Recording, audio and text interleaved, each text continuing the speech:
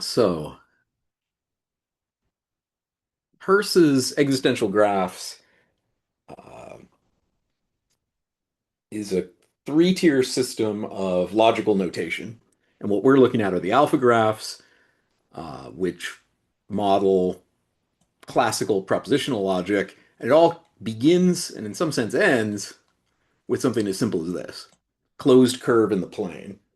And if you think structurally about what a closed curve in the plane does, it separates an interior region from an exterior region. So we have the boundary itself that we've just drawn.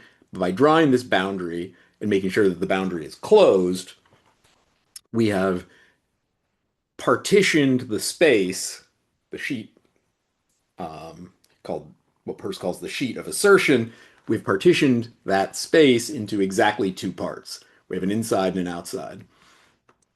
And now, if we think of this as the kind of primordial mark or primordial operation forming a closed curve in the plane, and we disallow uh,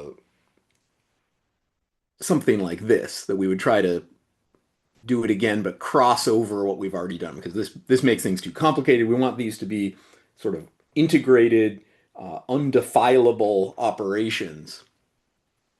So I'll take that away.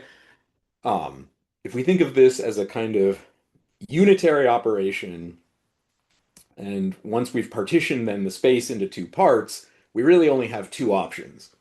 We can either reproduce the same operation in the exterior of the space, like so, or we can reproduce the operation in the interior of the space. Now, interestingly enough, just that, what we've discussed here, gives us enough material to model all of classical propositional logic. Because what we do, in effect, is we say that when we have a structure of this type,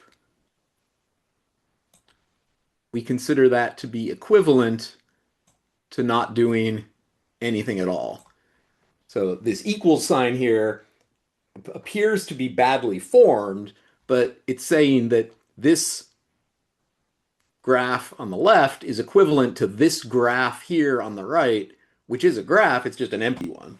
It's like saying that having an equation where some algebraic